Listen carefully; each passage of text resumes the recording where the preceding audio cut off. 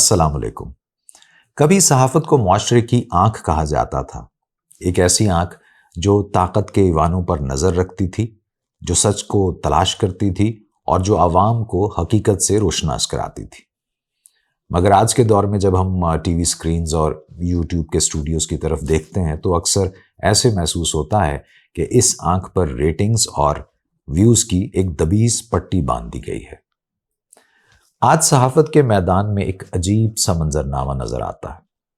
Anchor person کا منصب جو کبھی سوال کرنے، تحقیق کرنے اور طاقتور کو جواب دہ بنانے کا ذریعہ تھا، اب کئی جگہوں پر محض ایک شور مچانے والے میزبان میں تبدیل ہوتا ہوا دکھائی دیتا ہے۔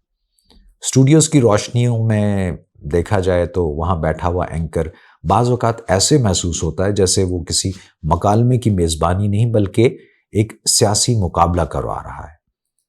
صحافت کا بنیادی اصول یہ تھا کہ خبر اور رائے کے درمیان واضح فرق رکھا جائے، مگر موجودہ دور میں یہ حد فاصل دھندلی ہوتی جا رہی ہے۔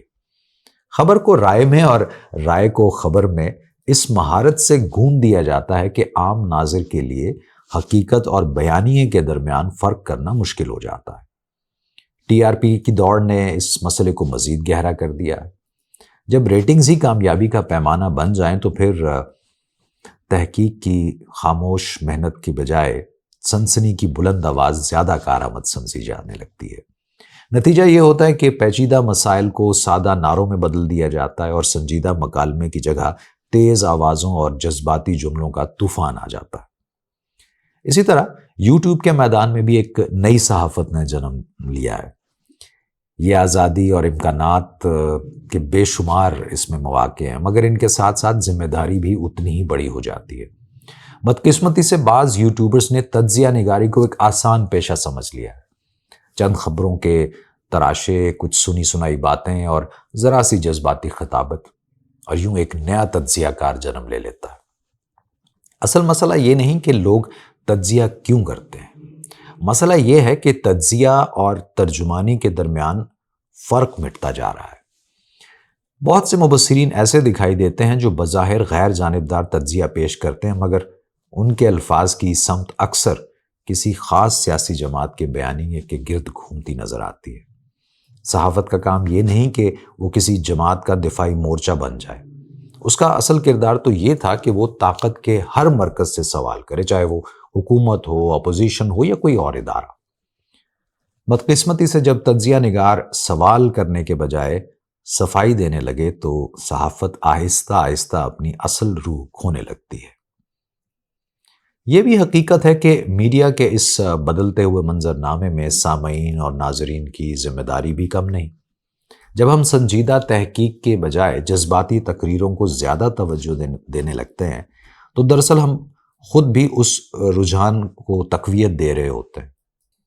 بازار وہی چیز زیادہ بیچتا ہے جس کی طلب زیادہ ہو، لیکن اس تمام منظرنامے کے باوجود امید کی کرن باقی ہے۔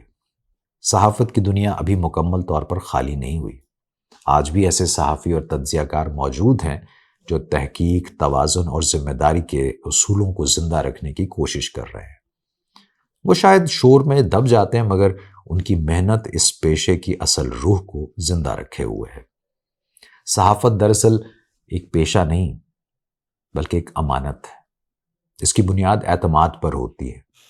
جب یہ اعتماد ٹوٹتا ہے تو صرف ایک پروگرام یا ایک چینل متاثر نہیں ہوتا، بلکہ پورا معاشرہ اطلاعات کے ایک ایسے دھندلکے میں داخل ہو جاتا ہے جہاں حقیقت اور افواہ کا فرق مٹنے لگتا ہے۔ لہٰذا شاید وقت آ گیا ہے کہ صحافت اپنے اصل سوال کی طرف واپس لوٹے۔ کیا ہمارا مقصد صرف توجہ حاصل کرنا ہے یا حقیقت تلاش کرنا؟